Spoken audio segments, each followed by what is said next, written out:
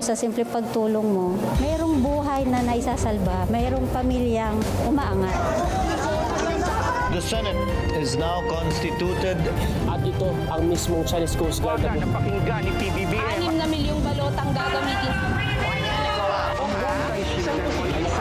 Sa A to Z, kumpleto tayo.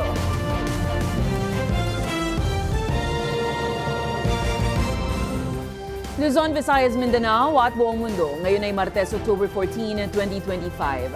Ako si Barbie Mulak at ito ang balitang A to Z.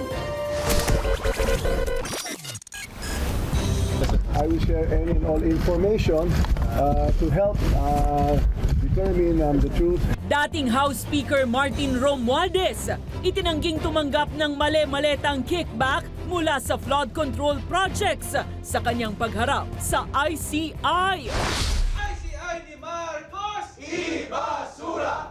Anti-Corruption Group Artikulo 11, humirit na itigil na ang ICI probe. People's Court, isinusulong. VP Sara Duterte, idinawit sa bilyong pisong laptop scandal ng DepEd si ex-congressman Zaldico. Yaman ng public officials sa kanilang SALN, maaari nang busisiin ng publiko at ng media batay sa utos ng ombudsman. Sa showbiz, Katy Perry at ex-Canadian Prime Minister Justin Trudeau spotted sa kanilang sweet moments sa isang yate. Really feels good to know that you're going to a set and you're going to be working with equally great people. At Kyla, Charlie, Janella at Sue, bibida sa thriller drama na What Lies Beneath.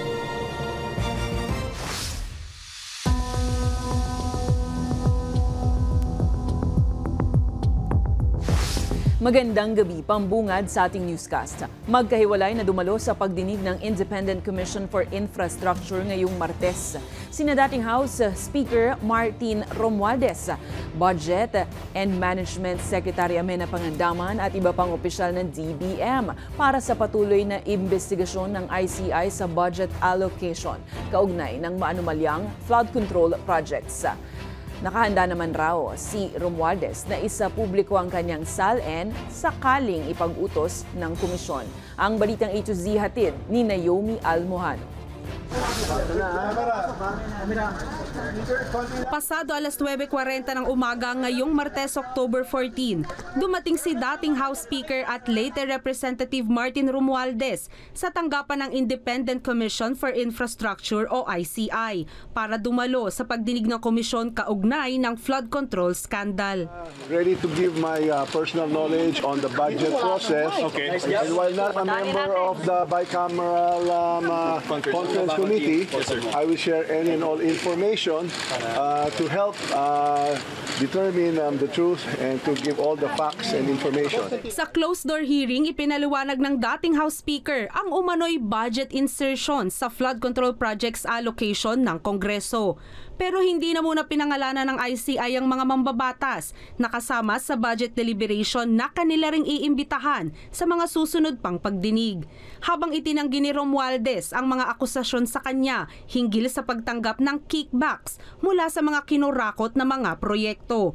Handa umano niyang isa publiko ang kanyang Statement of Assets, Liabilities and Net Worth o SALN sa oras na ipag-utos ng komisyon. I will do at the instance of the commission. We'll probably take that up sa commission as inform ko yung tatlo. Then if they decide to ask the former speaker about his SALN, then probably they will do that in the next hearing. Nang tanungin naman si Romualdez kung dapat na bang umuwi ng bansa ang kapwa niya mambabatas na si Zaldico. Any and all resource persons who are invited here, we expect them to return. Handa si Romualdez na muling sumalang sa investigasyon ng komisyon sakaling imbitahan siyang muli. Una na ring sumalang sa hearing ngayong Martes si Budget and Management Secretary Amenna Pangandaman, kasama pa ang iba pang opisyal ng ahensya.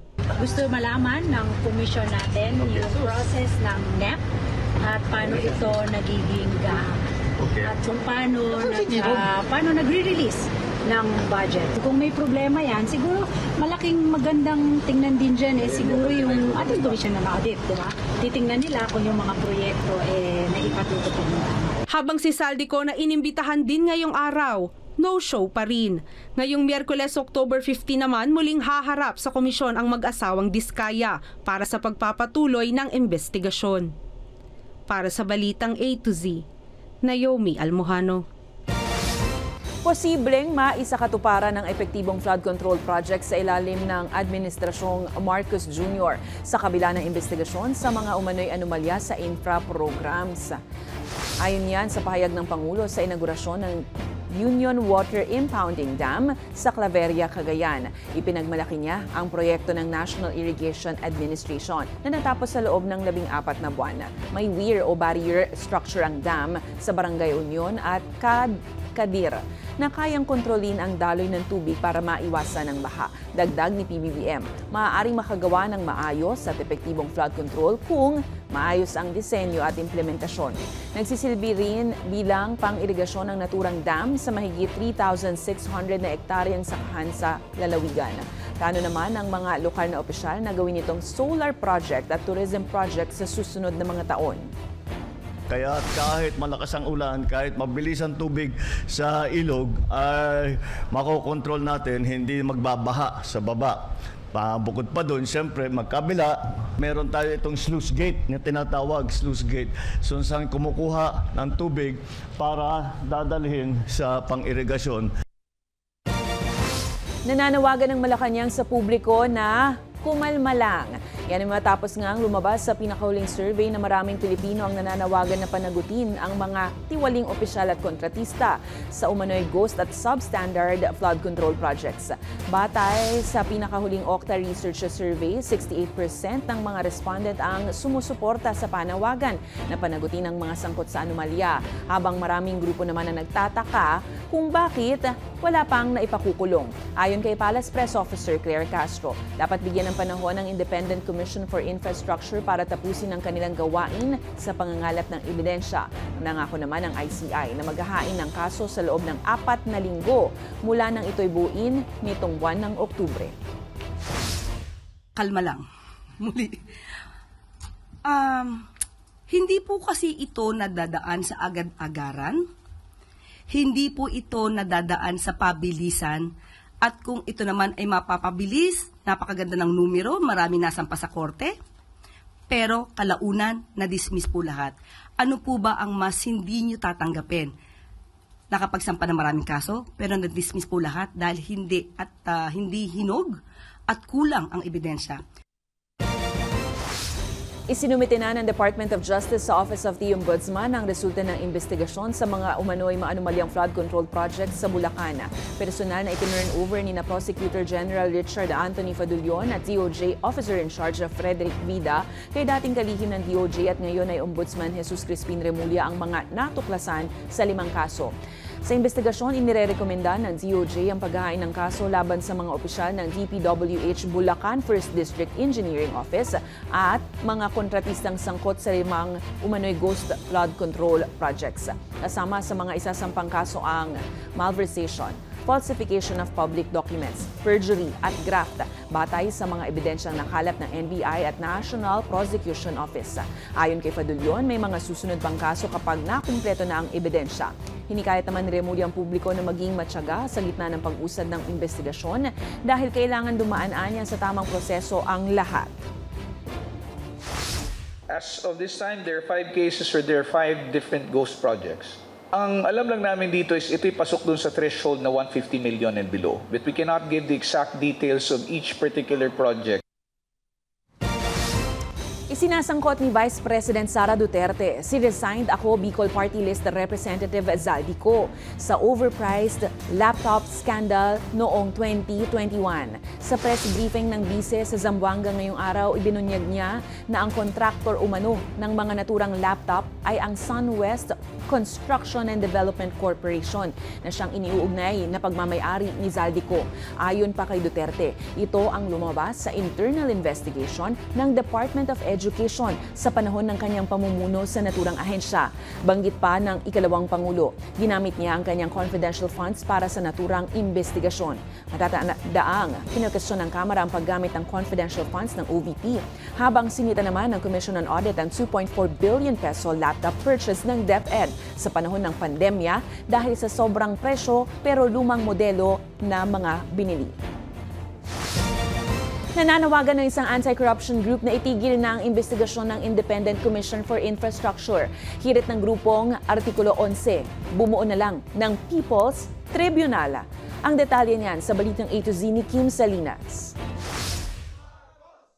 ICI ni Marcos, ibasura!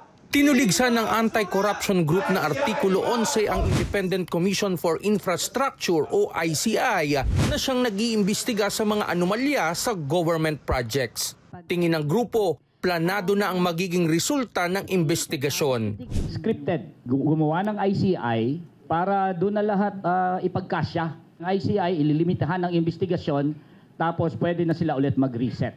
Mag-reset na ang ating corrupt at kawatan na gobyerno, meron na silang ilalaglag na mga sacrificial lamb, tuloy ang ligaya. Ang grupong Artikulo 11 ay batay sa probisyon sa saligang batas ukol sa accountability ng public officials. Duda naman ng ilang kasapi ng grupo na may mapaparusahan batay sa resulta ng ICI investigation. Ito'y sarswela, ito'y walang patutunguhan at hindi pananagutin yung nagpakana ng korupsyon na nangyayari ngayon. Walang balyenang makukulong, walang balyenang mapapanagot. Isinusulong ng grupo ang People's Tribunal, bagamat walang probisyon sa batas o sa judicial system ng bansa para sa tinatawag na People's Tribunal, hirit ng grupo, dapat taong bayan ang mag-imbestiga sa mga anomalya. Merong specific na kakayanan para sa investigasyon. Kung yan ay mga COA, dating mga COA auditors man, abogado, justice. Pero ang pinaka-importante, may direktang partisipasyon ang mamamayan ng lahat ng mga organisasyong pangmasa. Reklamo ng grupo, hindi transparent ang ICI investigation. Lumalabas yung klarong manipulasyon kung para pagtakpan o i-manage yung takbo ng investigasyon hinggil sa korupsyon. Ayon sa grupo, patuloy na nakabantay ang taong bayan sa issue. Lalabas at lalabas kami sa mga darating na Biyernes, sa mga darating na kilusang masa, saan man sa buong bansa, and syempre all the way to November 30. Kaya nananawagan kami na sana panagutin, ikulong at tuldukan na itong corruption na issue na to. Giit ng Artikulo 11, tuloy-tuloy ang kanilang mga kilos protesta upang mapanagot ang mga nasa likod ng katiwalian. Para sa Balitang A to Z, Kim Salinas. Simula sa katapusan ng buwan, isa sa publiko na ng Office of the Ombudsman ang mga Statement of Assets, Liabilities and Net Worth o SALN ng mga top public officials. Alinsunod yan sa Memorandum Circular No. 3 ni Ombudsman Jesus Crispin Boying Remulla. Binabaligtad ng naturang memo ang utos noon ni retired Ombudsman Samuel Martires na naglimita sa access ng publiko sa SALNs simula sa panahon ng Duterte administration. Sakop ng memo ang SALNs ng Pangulo, ikalawang Pangulo, liderato ng Constitutional Commissions at mga opisyal ng local governments. Yun nga lang, sa ilalim ng Republic Act 6713, ang SALNs ng mga kongresista at mga senador ay inapasa sa kani-kanilang sekretariat habang ang nasa hudikatura ay nagsusumite sa Korte Suprema. Gayunpaman, umaasa ang Ombudsman na susunod na rin ng Senado at Kongreso sa pagsasapubliko ng kayamanan ng mga mambabatas. This decision is guided by a simple principle. The public has a legitimate right to know how those in government acquire and manage their wealth. Transparency in this area is not a slogan. Ikinakasa ng mga mag-aaral ang malawakang student walkout bilang pagkondena sa 6.7 billion pesos na tapyas sa budget ng mga state universities at colleges. Ayon kay Kabataan Party List Representative Reneco, apektado ng budget cut ang 25 state universities at colleges sa bansa sa inaprubahang panukala ng Kamara. Kaya naman kasabay ng National Youth Day of Action, isasagawa ang National Day of Walkout sa Biyernes, October 17, kung saan magsasama-sama ang mga eskolar ng bayan mula sa iba't ibang pamantasan. Layo ng protesta na manawagan sa makatarungang pondo tungo sa dekalidad na edukasyon. Okay. Good news naman, dahil may dagdag sahod po na inaasahan ng mga minimum wage at domestic workers sa Central Luzon simula October 30. Ayon sa Regional Tripartite Wages and Productivity Board 3, tataas ang daily minimum wage sa 570 pesos. Ang mga non-agri workers sa Bataan, Bulacan, Nueva Ecija, Pampanga, Tarlac at Zambales. Inaasahang abot pa ito sa 600 pesos sa ikalawang tranche sa April 16 ng susunod na taon. Magiging 540 pesos naman ang sahod sa sektor ng agrikultura sa katupasan ng Oktubre at 570 pesos pagsapit ng Abril. Tataas din ang sweldo ng mga nasa retail at service sector. Samantala, makatatanggap naman ng 6,500 pesos bawat buwan ang mga household workers sa rehiyon mula sa dating 6,000 piso. Layunin ng increase na pataasin ang antas ng pamumuhay ng mga manggagawa at maibalik ang kanilang purchasing power.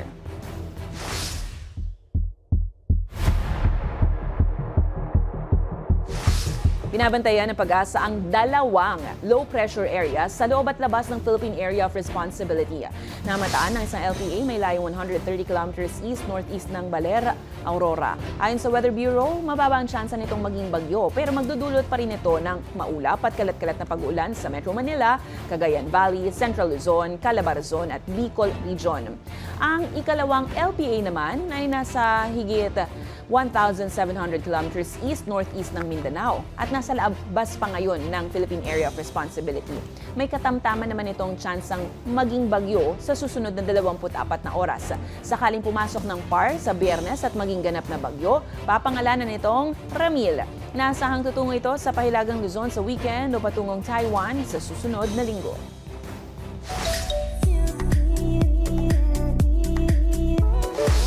Totoo ba? Hot topic ngayon sa social media, sina Grammy Award-winning singer Katy Perry at former Canadian Prime Minister Justin Trudeau matapos mahuli kam na magkasama sa isang yate. Sa kuhang viral sa social media, kitang-kita na magkayakap at magkahalikan pa ang dalawa na talaga namang very sweet. Ang tanong tuloy ng madami, sila na kaya? Matatanda ang unang umugong ang balita na dating ang dalawa nitong July nang maispatan din na magkasama sa isang restaurant sa Canada. Wala pa namang pahayag sina Katy at Trudeau hinggil sa dating issue. Susunod, Health Secretary Herbosa pinulong ang mga kinatawan ng public hospital sa Metro. Plano sa pagtugon sa malakas na lindol, inilatag. At Boracay, Palawan at Siargao, pasok muli sa top Asian islands ng Condé Nast Traveler. Abangan ang kumpletong ulat sa pagbabalik yan ng Balitang A to Z.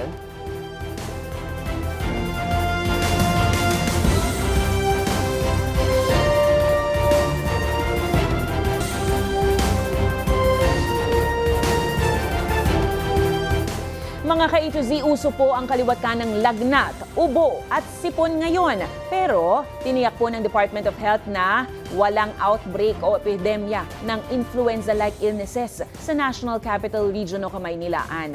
Ayon kay Health Secretary Teodoro Herbosa, pasok pa rin sa normal na dami tuwing flu season ang nasa 133,000 na kaso ng influenza-like illness sa bansa. At hindi pa lang pa sa 135,000 na naitalang kaso nung nakaraang taon. Anya tuwing Burr-months talagang dumarami ang flu cases pero nasa normal na level pa to. Dapat din nakabatay sa science at data ang pagdedeklara ng outbreak at hindi sa mga usap-usapan at kwentuhan lang. Giit pa ng kalihim, hindi lang dahil sa mga flu cases ang suspensyon ng klase sa ilang lugar, kundi para rin sa pag-inspeksyon ng mga paaralan matapos ang magkakasunod na lindol. Gayunpaman, pinayuhan pa rin ng DOH ang publiko na maghugas ng kamay, magsuot ng mask at mag-isolate kapag may sakit.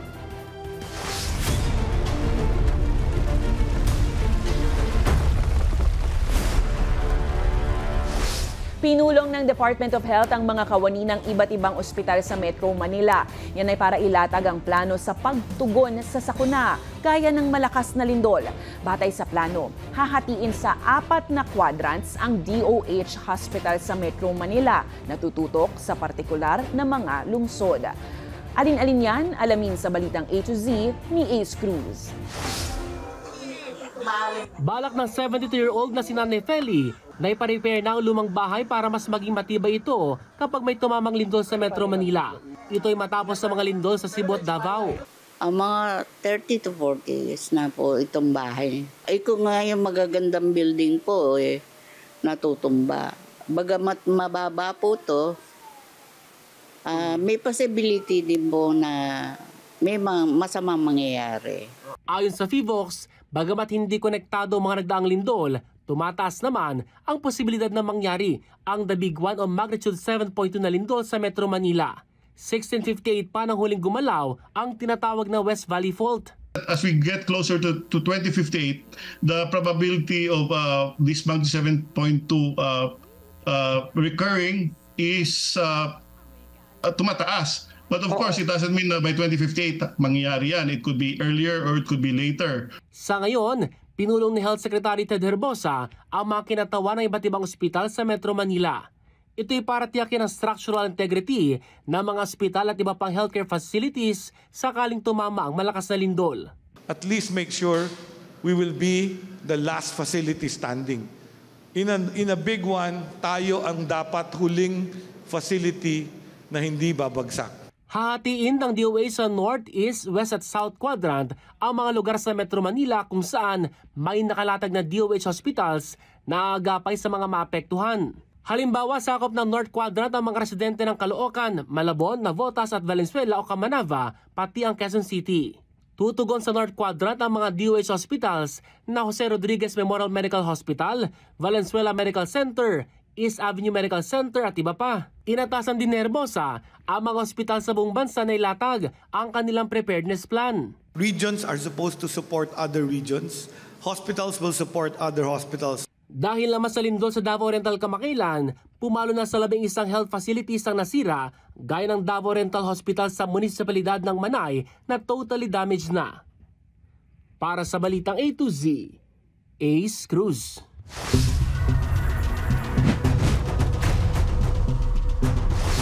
Binanatan ni House Ethics Committee Chairman at 4Ps Party List Representative J.C. Abalos si Cavite Representative Kiko Barzaga matapos dumating ng late sa sarili niyang ethics hearing nitong Lunes. Sa kanyang ambush interview, inamin ni Barzaga na nahuli siya dahil umano sa pagpupuyat sa paglalaro ng computer games. Giit ni Abalos, hindi katanggap-tanggap ang ganitong dahilan mula sa isang mambabatas at bilang public servant. Anya, kung hindi nagbibiro dito si Barzaga, dapat siyang managot sa komite. Dagdag ni Abalos, kung may pananagutan kapag nahuhuli ang isang ordinaryong manggagawa, mas lalo na anya ang mga opisyal ng gobyerno dahil bawat segundo at minuto ay binabayaran ng taxpayers. Binigyan po natin ng pagkakataon ng opportunity si Representative Barzaga na ipaliwanag ang kanyang panig. Pero kung dumating po siya ng late at kung hindi niya po kaya bumangon para ipagtanggol ang sarili niyang kaso, paano pa po kaya ang mga ordinaryong Pilipino na umaasa sa kanya bilang representative nila?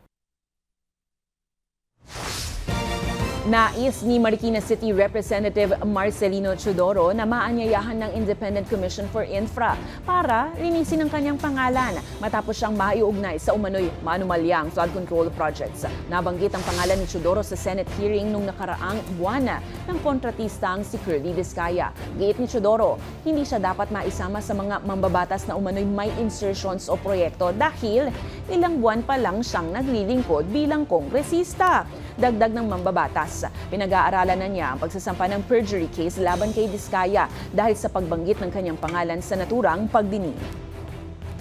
Gusto ko nga humarap dahil nga gusto kong maalinaw. Factual naman, 2 buwan o 3 buwan pa lang naman akong congressman. Bakit naisama yung pangalan ko doon sa mga kongresista na sinasabi nila na may mga proyekto o may mga insertion? Definitely, sigurado ko wala akong insertion dahil hindi naman ako kinatawan ng distritong yan.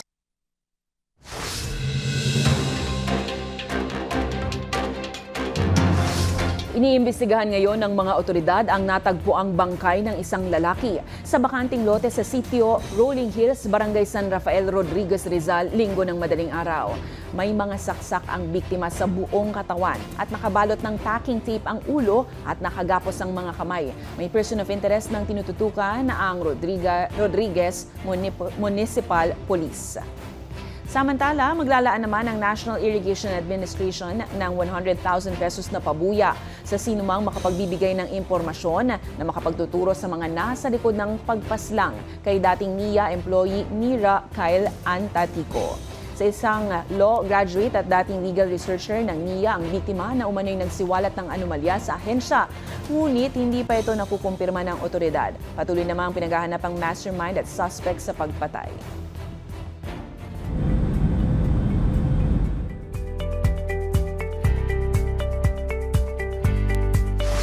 Nararanasan ngayon ng malawakang pagbaha at malalakas na hangin sa northeast US habang binabayo ng nor'easter storm ang baybayin ng New Jersey at Massachusetts. Sa baybayin ng New Jersey, baha ang mga kalsada kasabay ng pagligtas ng Coast Guard sa isang tao malapit sa Cape Cod. Matinding ulan at hangin din ang naranasan sa New York City. Inaasahan namang lalabas na ang bagyo ngayong Martes. Samantala, isa naman ang naitalang patay sa Alaska habang dalawa ang nawawala matapos tumama ang Typhoon Halong. Nagbabala ang otoridad na posibleng pagbaha sa California at Los Angeles habang matinding yelo naman ang naranasan sa Sierra Nevada Mountains.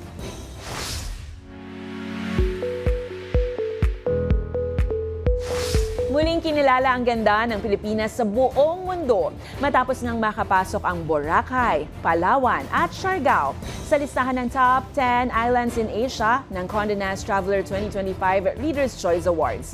Pang-apat ang Boracay sa listahan na nakakuha ng halos 91 points, sinundan ng Palawan sa ika-5 pwesto, Siargao naman ang ika-7, habang nanguna sa listahan ang Phuket ng Vietnam na may 96 points.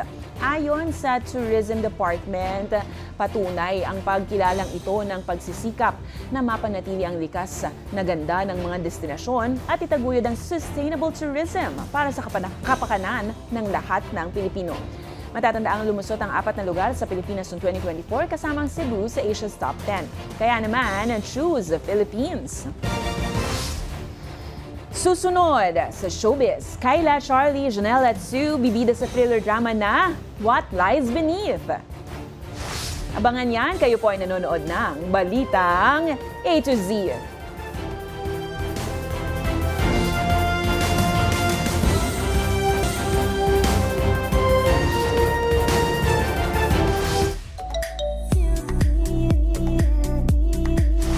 Bibida sa upcoming seryeng What Lies Beneath ang mga stars na sina Kyla Estrada, Janelle Salvador, Charlie Dizon at Sue Ramirez na mapapanood dito sa A to Z ngayong Oktubre. Ano naman kaya ang kwento niyan? Makichika tayo sa Balitang A to Z Showbiz ni Lane Garcia.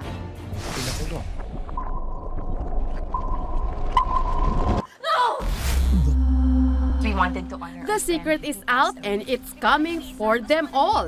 Wala nang taguan dahil siguradong lalabas din ang katotohanan sa pinakabagong teleseryeng pinag-uusapan at inaabangan, What Lies Beneath.